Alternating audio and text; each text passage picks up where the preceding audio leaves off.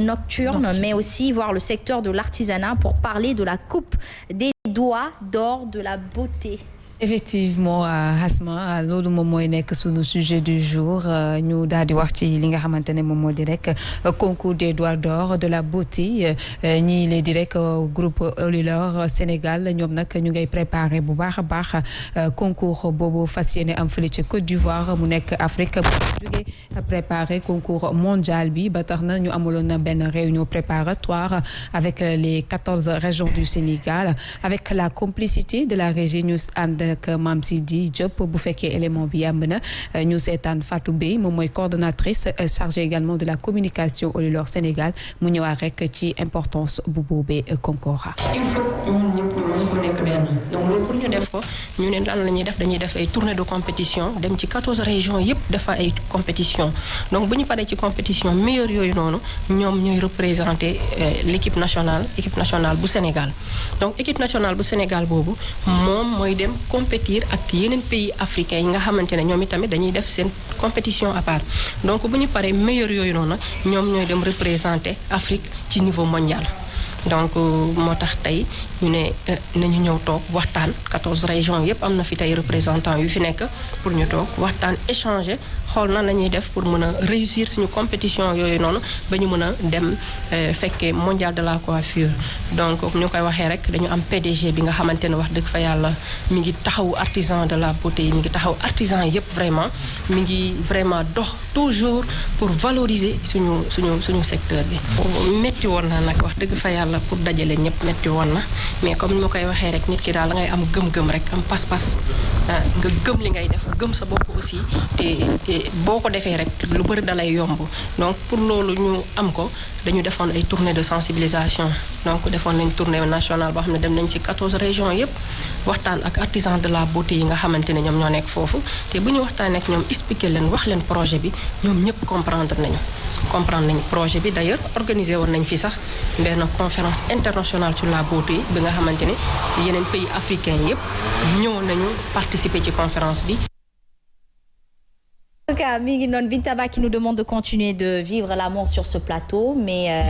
Fatou Bey moom elle nous demande de gëm suñu bopp ci lépp lu waay di yëngu rawatina ci wàllum beauté. surtout mu nekk lu am solo loo xamante ne ni moom la wax ci li di élément bi jàll léegi muy la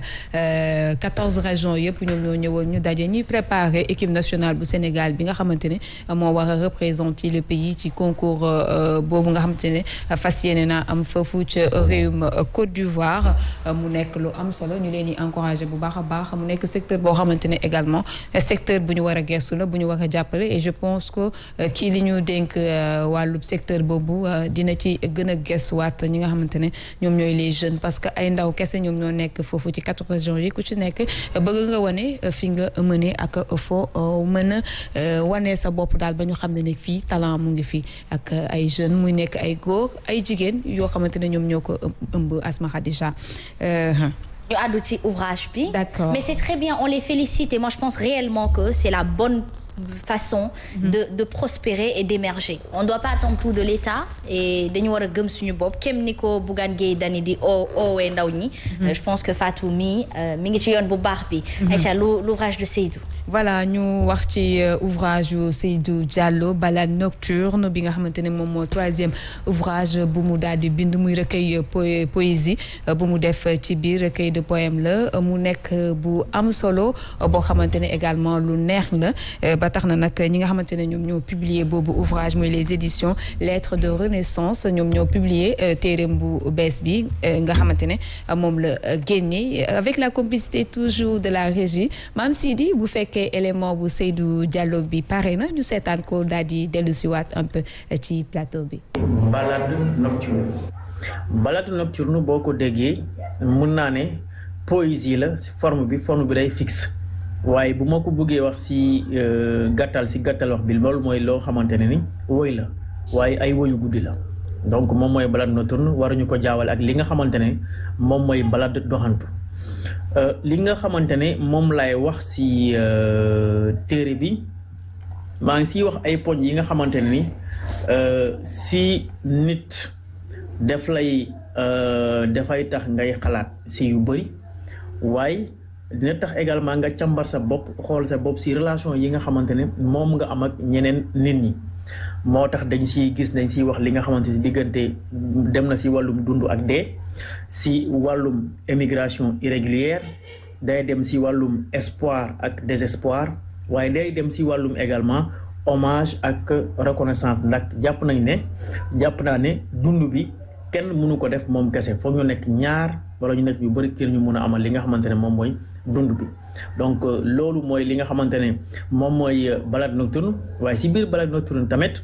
dañ si wax si ay mbir yu mel ni ñi nga xamante ne bëgg nañu wax waaye xamuñu fi ñu koy waxee wala mënuñu ko wax donc si biir livre bi da ngeen gis dañ siy wax ay waxu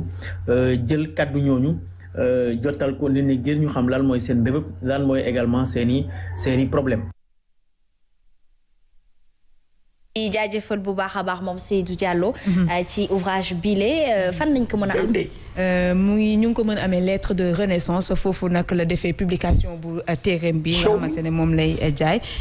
mu nekk téere bu am solo Asma Khadija macha allah mu bind ko bu baax a baax moom itam muy yëngu ci wàllu taskatu xibaar yi parce que moom dafa nekk ak ñun bu baax a baax moom mii di Seydou Diallo et ñu koy encouragé bu baax a baax ci téere bi et di xaar incha allah li nga xamante ne moom moo di exemplaire bi xëy na dafa xaw a yéex a ñëw moom moo tax peut-être jotuñu li di exemplaire bi donc Asma Khadija gis nga li nga xamante ne indi nañ la ko tey ci biir semaine bi ñu nekk mu nekk nag lu am solo je pense que aussi war nañ ci bàyyi xel bu baax a baax ci lecture bi aussi ñu dellu si waat parce que tey ñu ngi ni nekk ci crise boo xamante ne mu ngi perturber bu baax a baax jàng bi et bu boobaa bu ñu joxee xale yi peut-être lecture pour ñu lire ci seen ay œuvre au programme yi yenn saa yi dafay poser problème moo tax dañuy tayal dañuy dem rek dem defi ji résumé bi ci biir internet bi du ñu am temps pour jàng et waajur aussi nañ ci bàyyi xel bu baax a baax durant seen heure yi nga xamante ne nekkuñu ko ci l'école bi ñu mën leen tàggat bu baax a baax nga xamante ne du ñu am benn jafe-jafe pour ci perturbation yi Asma Khadija. Aïcha Bintaba est la star aujourd'hui des internautes et c'est très bien j'adore ça alors Maguey Gueye mi ngi naan Moustapha Kane mi ngi laaj lépp luy Twitter Facebook ak